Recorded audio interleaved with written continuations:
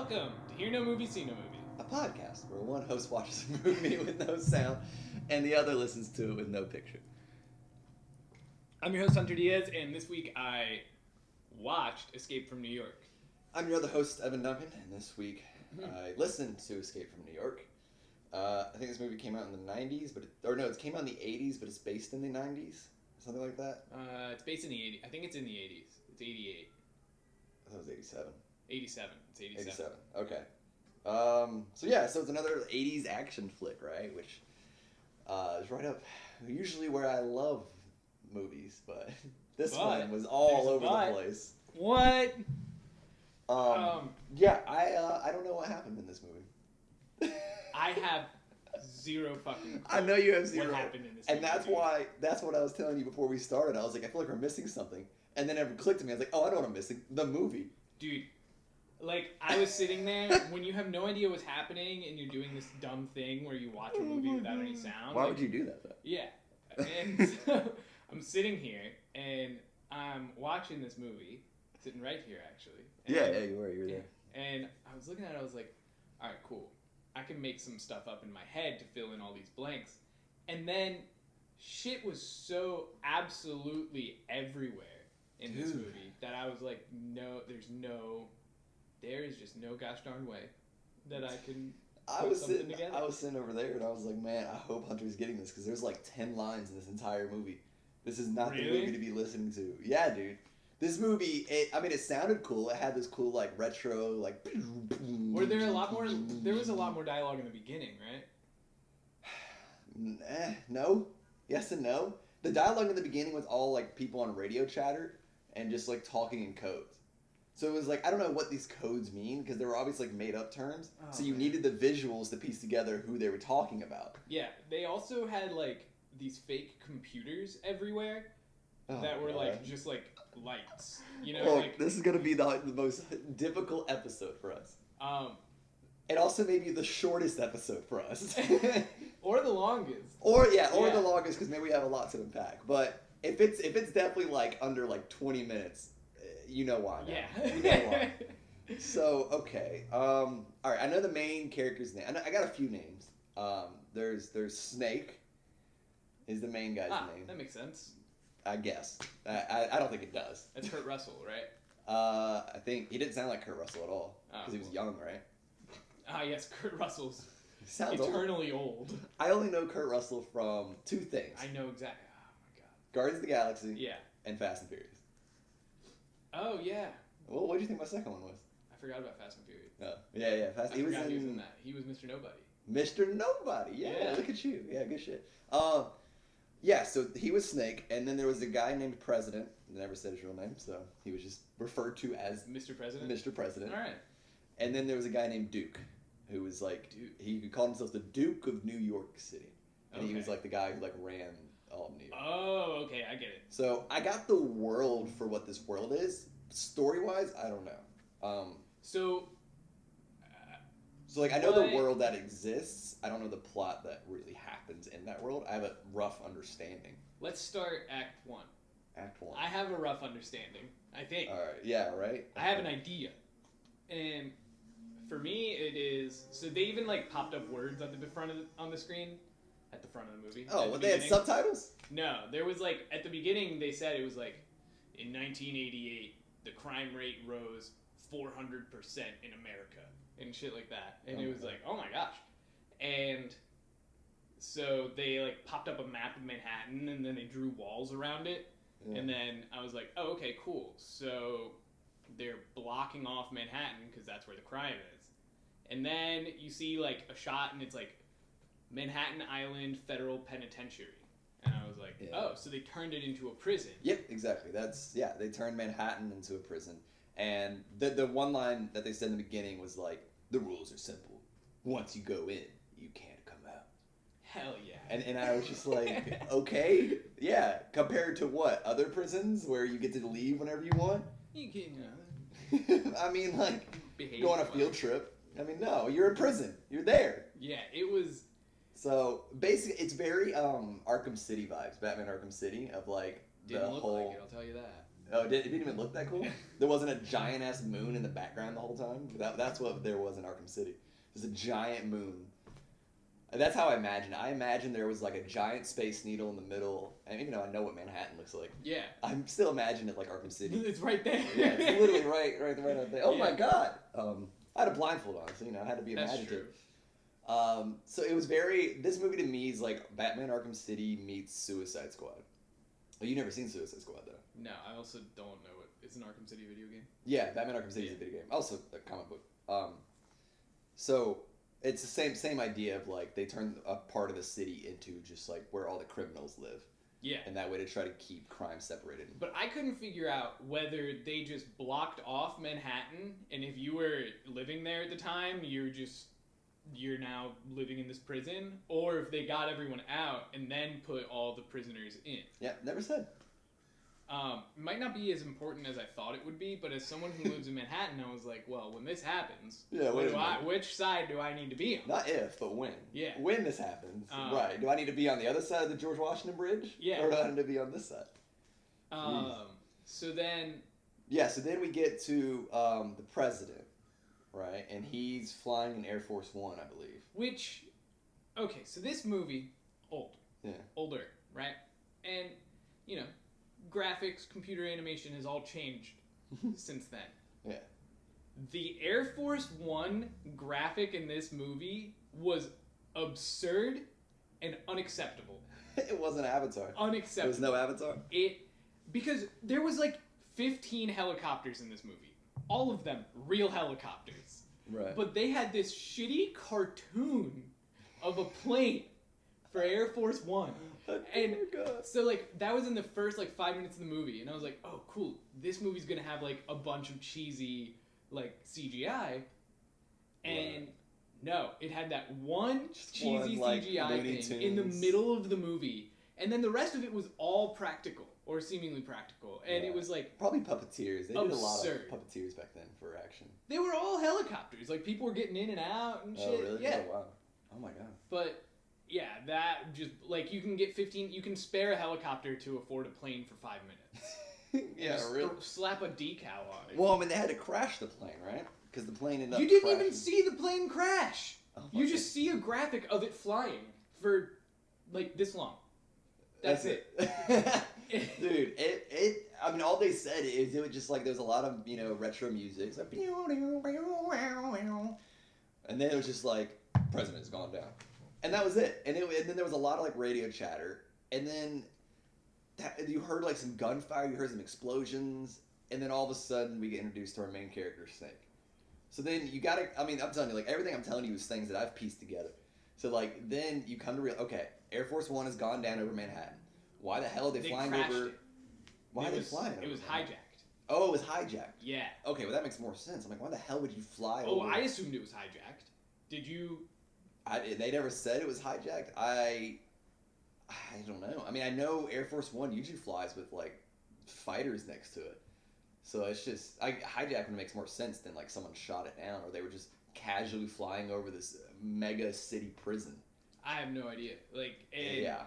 So they're on Air Force One, and then someone puts the president in an escape pod. Planes have escape. Well, I guess Air Force One probably would. Well, this movie is very far-fetched. Oh. Wait, this ain't based on reality? And so... This didn't happen in the 80s, for real? This ain't a bio-documentary? What? It's a bio documentary? I think a biopic? Yeah. What is... Bio means living. Biopic is about someone's life. Right. What's a bio-documentary? That's not a thing. You just put biopic and documentary together. All right. Fair shot. All right. Well played. Or it's a documentary about biology, I guess. Yeah, it could be. All right. Escape from New York, documentary. And so so someone hijacks Air Force One. They put the president in an escape pod, and then we don't see the plane crashing, but what we do see is that they're the people who guard the prison are watching on a computer. A radar of a plane hitting a tower, and uh-oh. and then What year you said this was? Planes hitting towers in New York City. Both the World Trade Center buildings were up the entire movie. Oh, I know. They mentioned them multiple times. Oh, really? Yeah. They were like, "Oh, I gotta get to the top of the World Trade Center." And in my mind, I'm like, "You don't want to go there. don't go there." And so, yeah. So the plane crashes, and then Snake, whom no idea anything about Snake's background. Oh, I got Snake's background a little bit. I don't know why he's there. So at first they're like bringing him in handcuffs. Yeah. And then they take him to the warden who like runs this whole prison operation. Mm-hmm. And the warden is like talking to him, and then and I was like, oh, okay, cool. The warden is gonna, like, this is some badass criminal, and he used to go to so many prisons that they brought him here, and the warden is like, you're not gonna get out of my prison. And then the warden hands him a gun, and then they like take him into this lab. They fucking equip him with the craziest loadout of all time. Yeah. He's got like this revolver with a scope. It's insane. And so then he also has this like crazy huge like Uzi that I've never seen before. And it was the 80s, so they probably called it machine gun. Remember our they Die called Hard it a discussion? machine gun. Yeah, rocket launcher, machine gun. And so, oh my god, actually, this is something that I know that you're wrong about. All this. I get to correct you.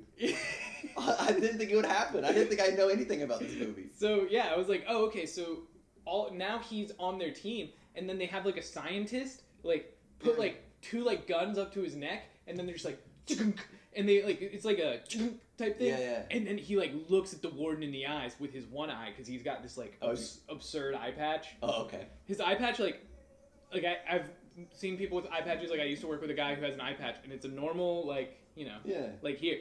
Snake's eye patch is like covers his forehead. It's massive. They want to make sure you see it's it. a like cartoon eye patch. All right, so we got Nick Fury rolling up in here. Yeah, and but, like, he's also got a huge cartoon. cobra tattoo on his stummy. It's his stummy. And yeah, so I was like, okay, cool. So this guy was the badass criminal, but now he's working for the warden because the warden's like corrupt because all wardens are in movies, and the warden wants this guy to go in there and infiltrate the like hierarchy that's building up in this prison. Wow. I mean, you're not far off. I thought you would be so much more further off, and then when you ended it, you kind of came around. Basically, the dude it's very much Suicide Squad, which you don't know, so it doesn't really help. But basically, the warden was like, all right, president went down. We need to get in there. What do? I don't want to send my men in there because it's a heavily like crime syndicate going on in there. Yeah. So he gets the best criminal he knows, Snake, and he goes, hey, you're one of the best criminals I know. If I need you to go in there and rescue the president. So it's a rescue mission. He goes, I need you to go in there and rescue the president and bring him back to me. If you bring me back the president within 24 hours, you will be pardoned of all your crimes. Right? Wow. It's the exact same concept of Suicide Squad. So I raised you this question. Who's the best criminal you know? Careful. Oh, easy. We're recording. I know the best criminal I know. Hands down, Dominic Toretto. No. You Dominic Toretto? Dominic Toretto, Fast and Furious, hands down, best criminal you ever met. Best criminal? Huh.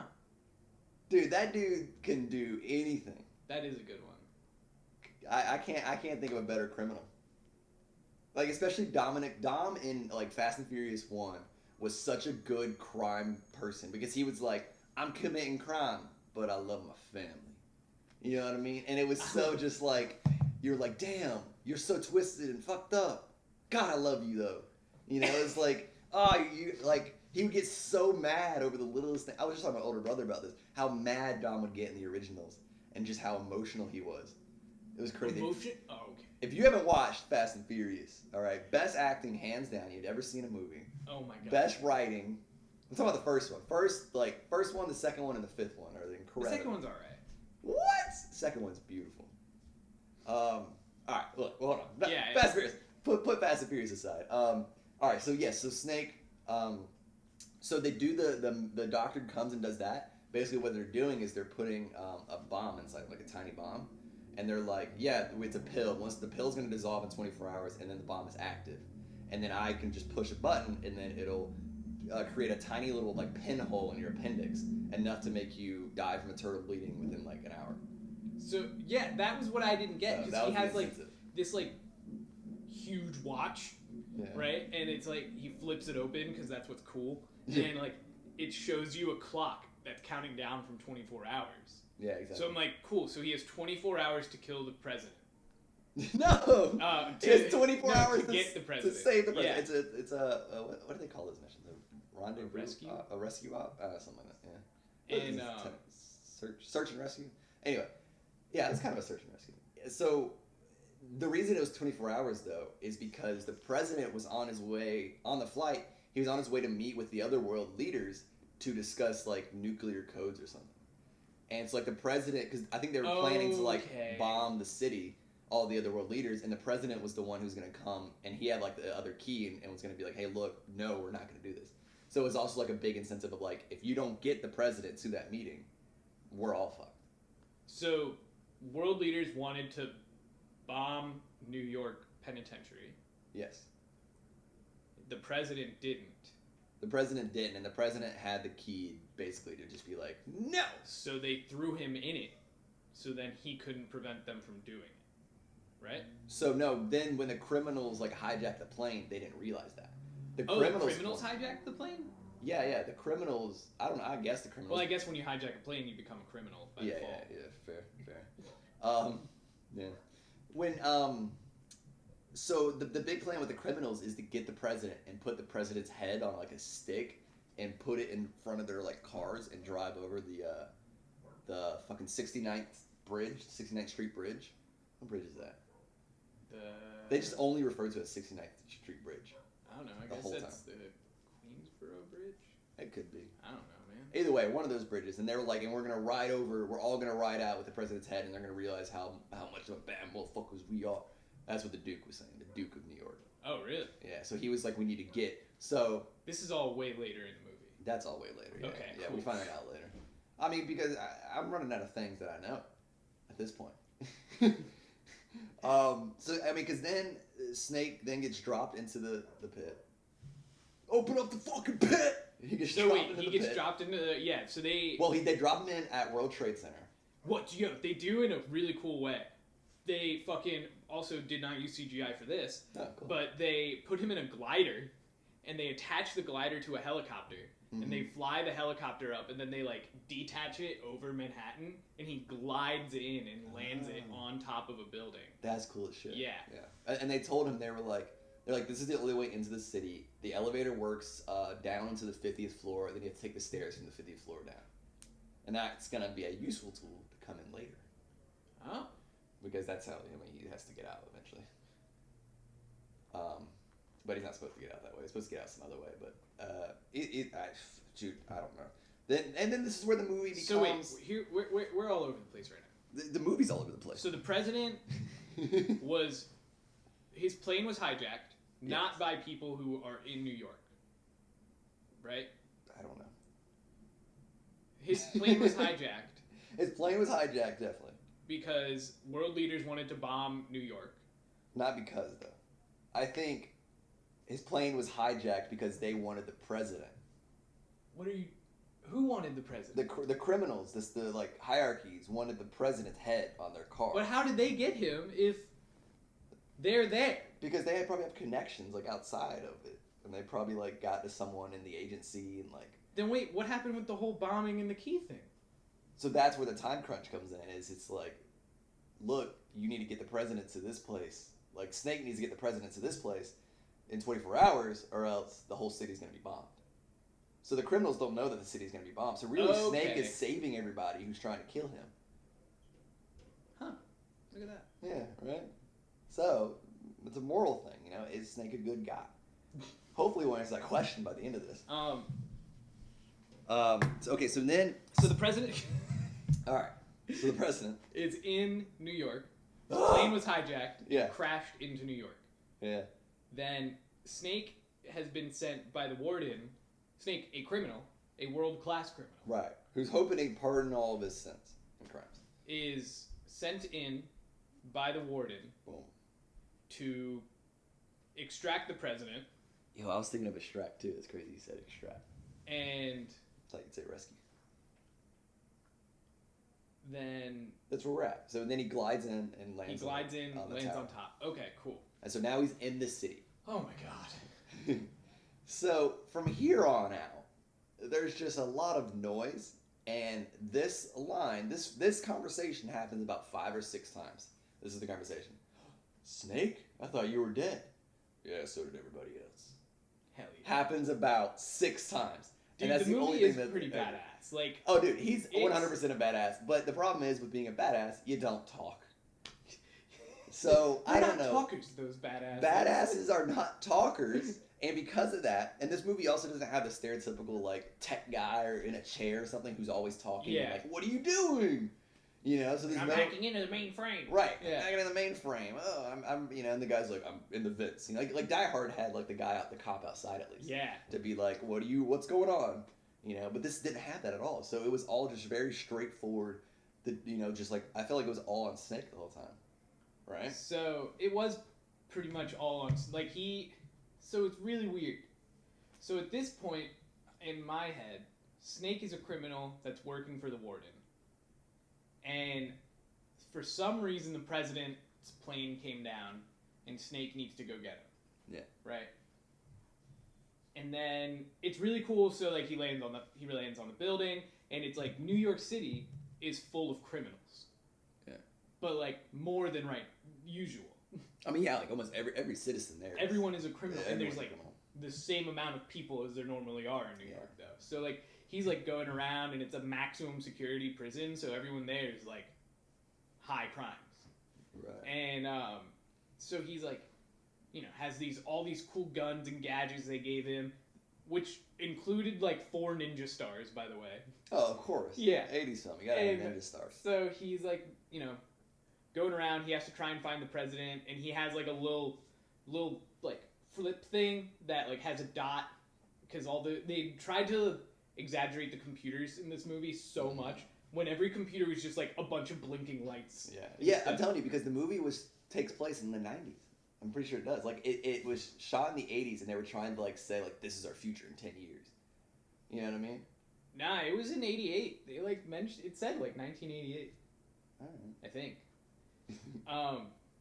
And so he is like fighting all these criminals, and they're like coming from every direction, right? So it's a lot of cool badass fight scenes. But he's also like trying to get down this building, and I guess the elevator doesn't work or something. Yeah. So he's like, jumping off of fire escapes and swinging and shit. It's very cool. And like he's running down the street, and when he walks down the street, there's like all these gangs will show up, and they just like start chasing him, and he blows them all down. And he walks into a theater, and there's like, because it's like this society is happening, it's not just like these criminals are all chilling.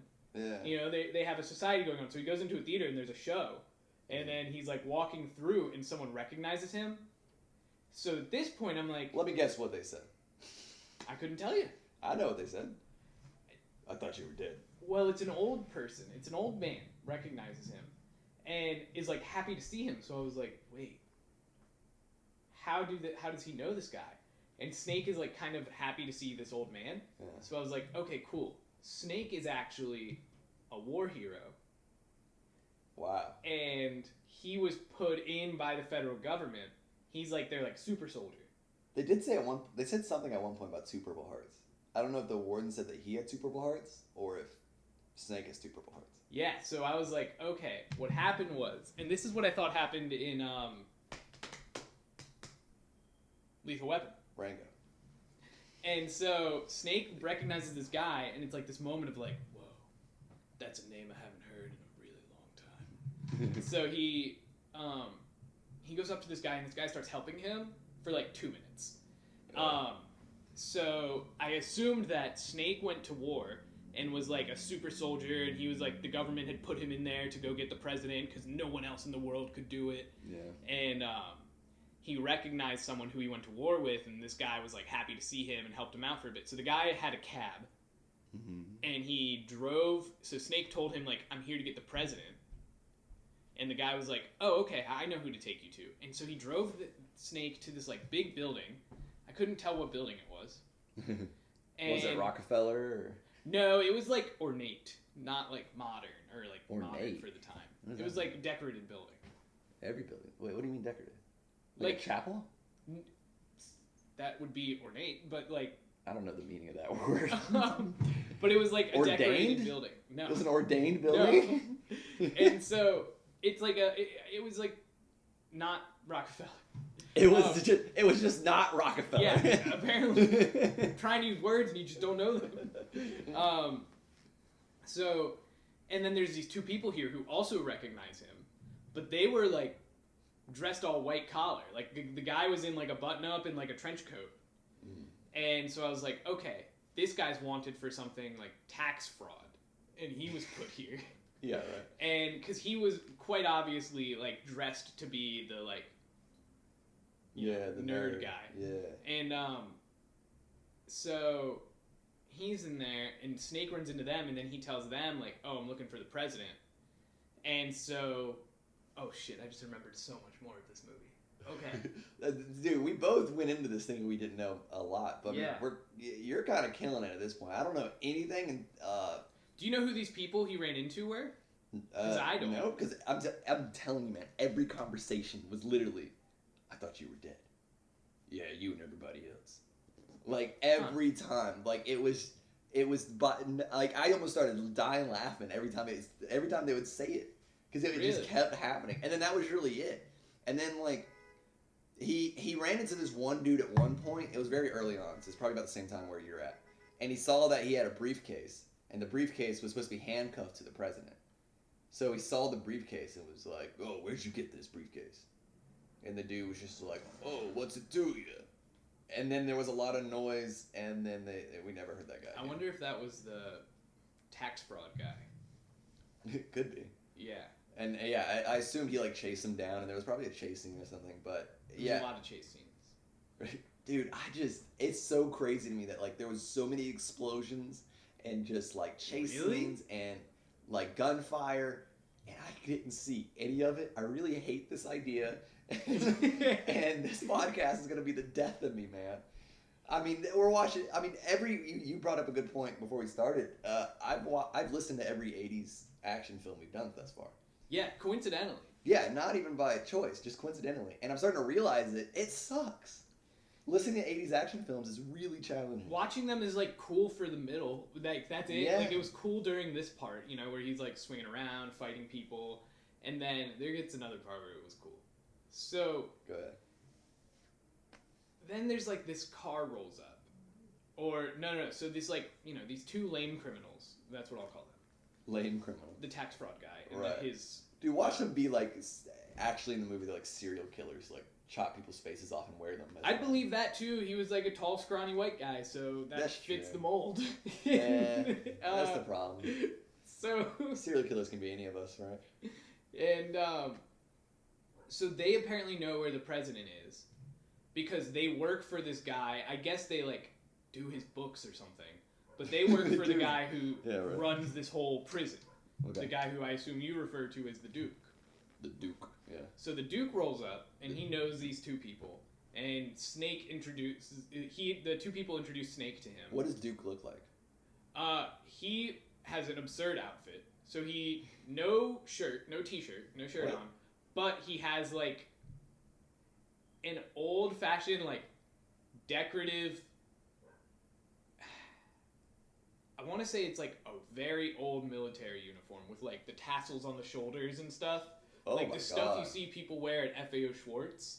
Yeah, yeah, the Nutcrackers. Yeah, but it's blue instead of red. What? And so he wears that jacket open, no shirt on underneath, and he's just this like huge. He's not huge, but he's just jacked. Yeah.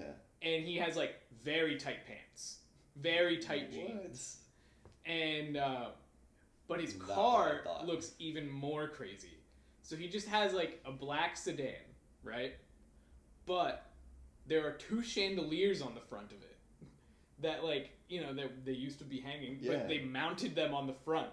So they're like What? they have two poles coming out of the front of his car with chandeliers hanging from them.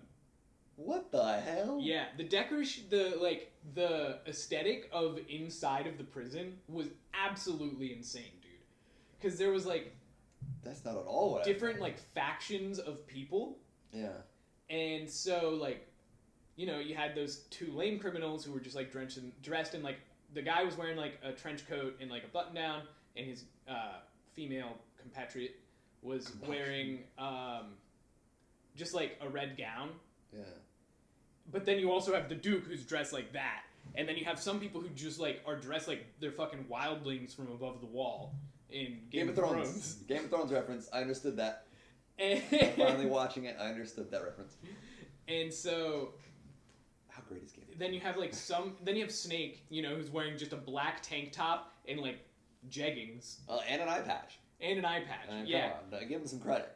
Did he ever take his eye patch off? No. I was pissed. That was like the coolest moment when Nick Fury took it off in Captain America: Winter Soldier. He took off his eye patch and he keeps a USB drive in it or something. It was like, that's so Marvel. It was cool. I was hoping he would take off his eye patch in this movie and he'd have like a laser eye or something. That'd be pretty cool. Well, there's a sequel. There's a sequel? Escape from LA. Escape from... Alright, well, first we have to move to LA. So we can do it. So, we gotta finish this movie. Oh my god. This movie's gonna kill me. Okay. So he runs into Duke, and Duke is like, yeah, I have the president. And Snake's like, well, I need him. And... I hope the conversation went just like that. I mean, you're the one that heard it. It didn't. The conversation was, you're still alive? I thought you were dead. You're not helping me out here at all, man. They didn't help me out. They spoke more than that. Dude, I'm telling you. Okay, you're right. The Duke did, when he first met him, here's exactly what the Duke said. The Duke went, you call me, what? What's my name? And he was just like, Duke? And it was like, that's right. I would say it again. Duke. And that was it. And then that's how I knew his names, because they said he was the Duke. Like, he was like, what's my name? Huh. And he was like, I'm the Duke of New York City. And I was like, oh, okay. Okay, go on with your bad self. And so, yeah, so he has the president, apparently, or, like, knows who does.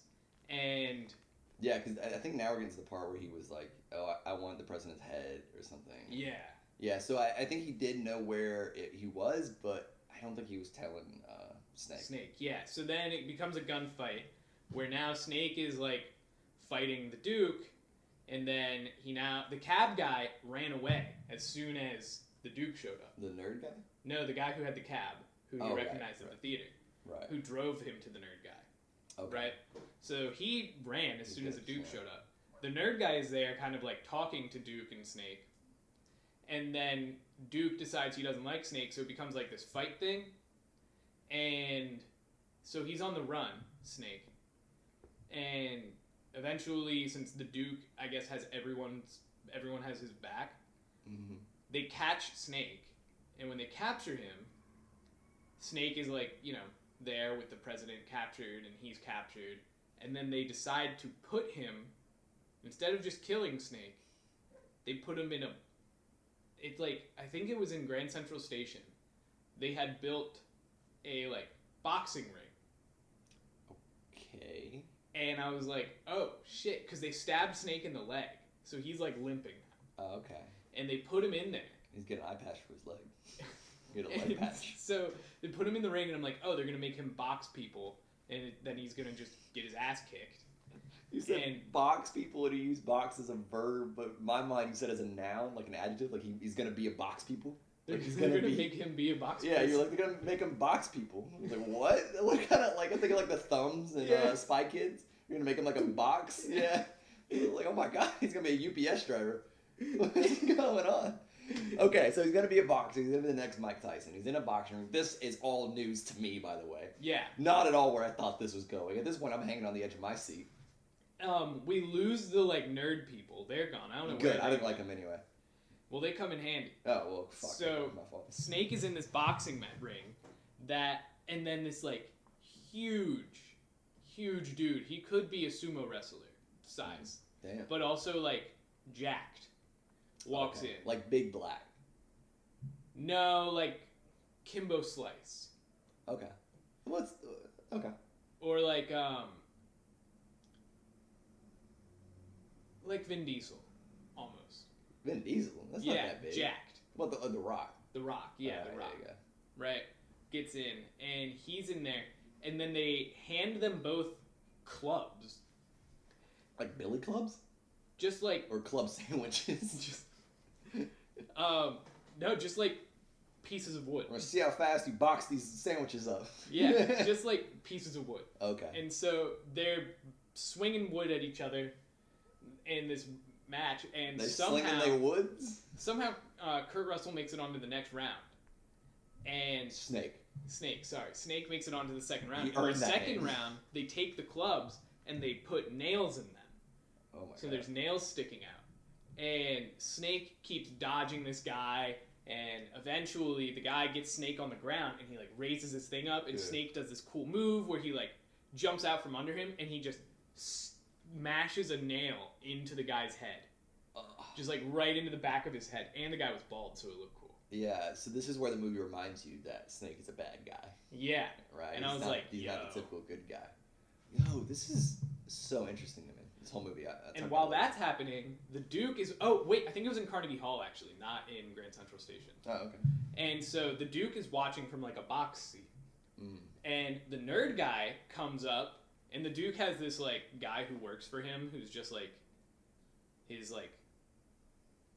I don't know, his right-hand man, but Yeah. just does, like, the bitch work type thing. Yeah.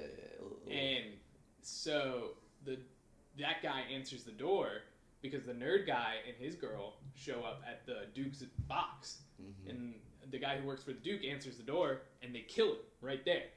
They kill who? The guy who works for the Duke. Oh, okay. So then the Duke runs, and they have the president captured, and he like has the briefcase, and they took Snake's guns too. So when they took Snake's guns, they were like shooting at the president. They had him like against the wall, and they were like scaring him, you know. Yeah. And That's very Batman. yeah. It's like right up Batman's alley. And so Crime alley, if you. Then that was good. Snake wins that fight, and everyone's like, "Whoa, what do we do? We weren't expecting him to win." And I think it just cuts from there, and then we cut to like the Duke. The nerd guy killed the guy who works for the Duke,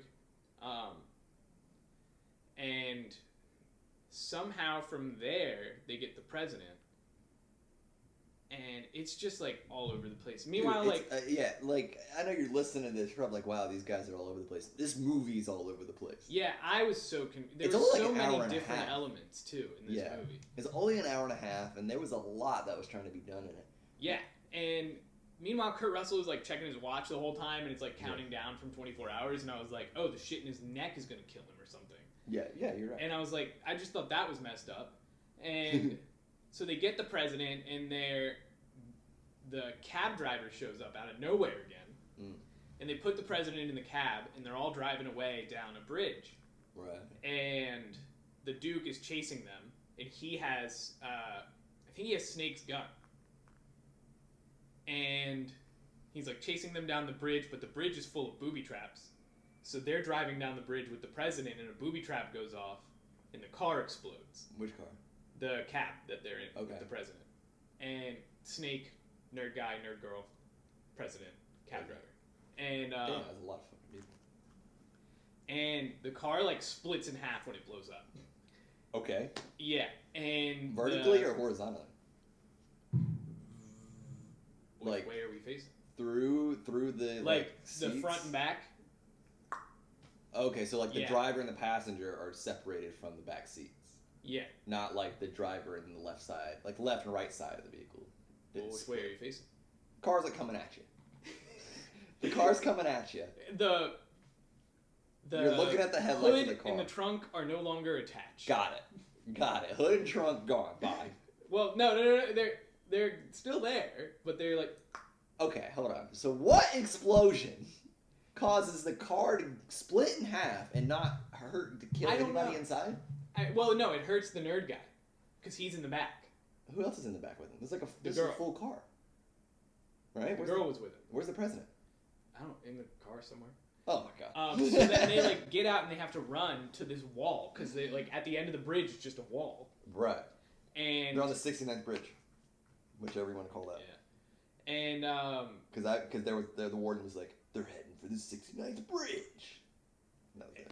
so then they get there and the Duke is running, chasing them like in a car, and like the nerd girl she survived, and Snake handed her his revolver, and she's like The one trying with to the shoot. scope? Yeah. So she's like aiming down the scope, Yeah. trying to shoot the Duke, and he is just driving down in anger, and he ends up killing her, like, What? brutally. How? I'm pretty sure he ran into her. He just, like... Oh my god. And then he gets out, and he starts chasing down Snake and the President. Yeah. And, so Snake and the President run, and then the, like, prison guards drop a rope down the wall, and they just pull out the President, and Snake is down there fighting the Duke, and the President shoots the Duke from the top of the wall. Hell yeah. Yeah. Mr. President? And, You get your dirty business. they get out, and then they, like, chunk his neck again, Yeah. and they, I guess, turn off the bomb they put inside of him. Yeah, I think they, like, dissolve it completely, so then it's like he's gonna piss it out later or something. I don't know. Something like that. Dude, I don't know technology in the 80s. Okay, so now this is a conversation I did hear. So this is the part where I'm at a conversation that I know what happened. Okay. So now the president is saved. The Snake is there with them, and the president goes up to Snake and is like, "I just want to thank you so much. Your nation thanks you. You did great service today. Anything you want, it is yours. Just let me know." And Snake was just like, "Yeah, I want a moment of your time." And then the president was like, "Well, I gotta go to this meeting in like 3 minutes. You got 3 minutes. What's up?" And Snake was like, "I just want to ask you, how do you feel knowing that I saved you, or knowing that your life was saved because so many innocent people died back there?" And the president was just like, "Well, their sacrifices did not go in vain, and and the nation thanks them as well." And that was it. And then Snake was just like, "Okay," and like that was it. And they like walked away, and I was just like, "What a weird conversation to be had." Well, I mean, I guess Snake does have a heart, you know. I mean, yeah, I guess he does. That was a good criminal. Him and Dom would get along. Him and Dominic would get along. But, I mean, it's just like, you could ask for anything, man. What would you ask for? He's the president. 3 more wishes. That was fucking good. That was good. Ask for 3 more minutes. Yeah, 3 more minutes. And so then that's like it the just end of the ends. movie. Yeah, and then it just ends, dude. This movie is crazy. Okay, so what I was gonna say earlier is what's wild about this movie now, hearing it from your perspective, because I mean I didn't get any movie, so at least I mean whether yours is right or wrong, it's a movie. Yeah. That we can go off of, and it's crazy to me that I used to always think there hasn't been a movie out that had a main villain be the protagonist until like Venom or Joker came out recently. Like Suicide Squad kind of did it, but they were like a cast, an ensemble of villains. So I've always thought like, oh, no one's ever done a main villain movie really, and this is like the first one where I was. Now that you go through it, I'm like, wow. So they did it way back in the '80s before I even realized it. Like all these other movies that I've been watching and idolizing today that are coming out, like this was the jumping off point for those a lot. You know, from what it seems like, at least from your movie, it's like this movie kind of walked so those movies can run. Kurt Russell walked so Joaquin could run. Yeah. That's the tag of this episode right there. Oh God. Kurt Russell walked. Don't do that. So Joaquin Phoenix could run. Don't do that to me. I kind of hate that. That's what you're gonna be known for. It's gonna be on your tombstone. I kind of hate that movie. I don't want that. Why do you hate that movie?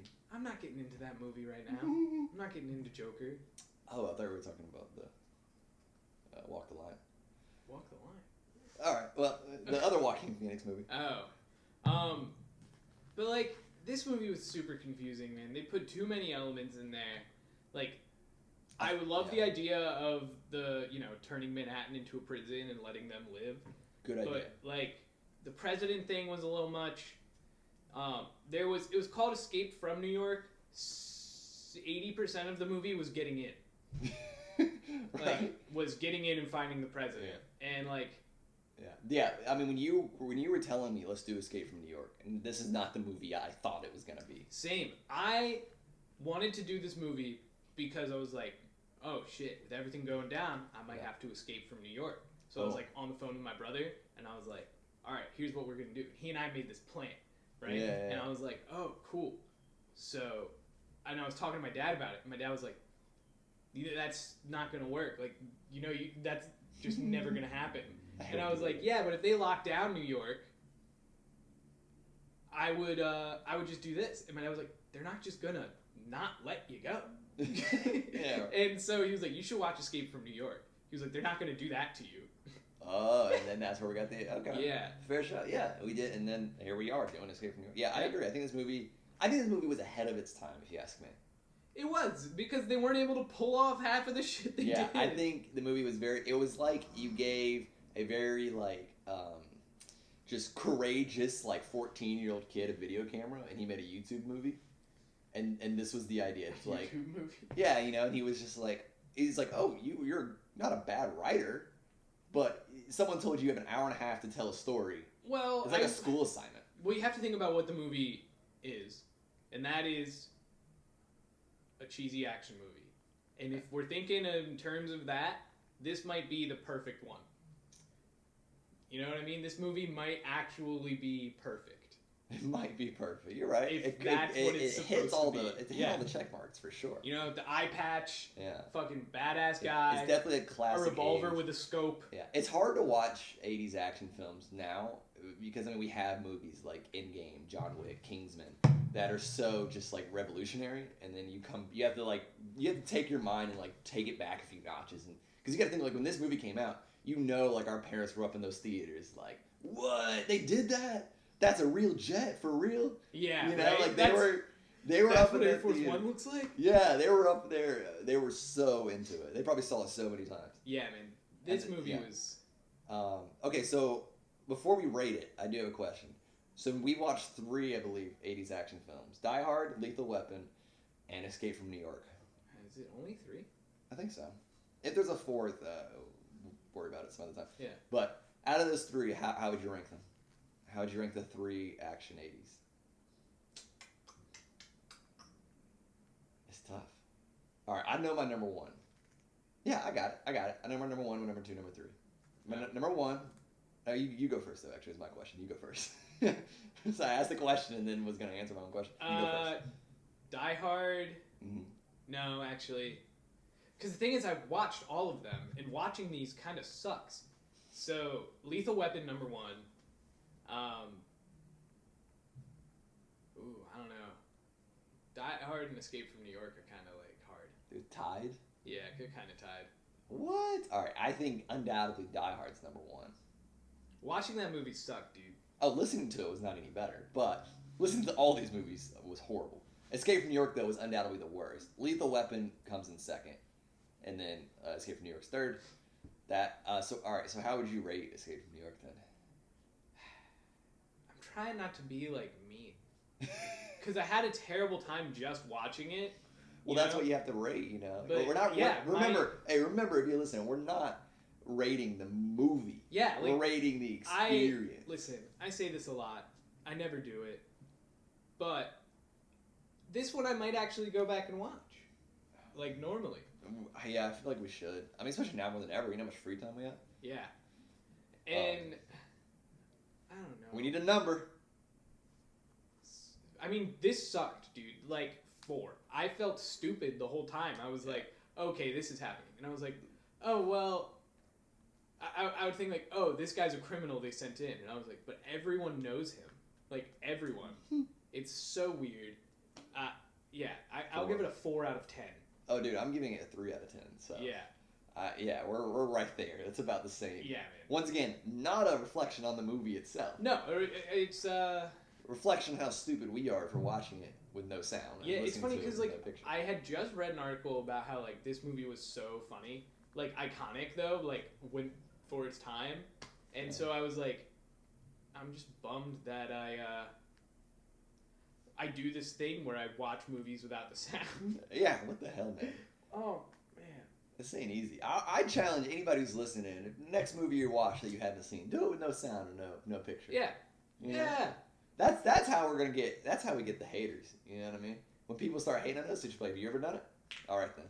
Until you watched a movie with no sound or no picture, you can't comment on what we do. I love. I mean, we were explaining it to someone. We were like, yeah, one of us watched it without sound, and the other listens to it without any picture. And then they were like, why would you? Oh, okay. Yeah, it's a realization of. Yeah. Oh, I get it. Yeah. We're not doing this for fun. We're doing this for you. We're doing exactly. Yeah.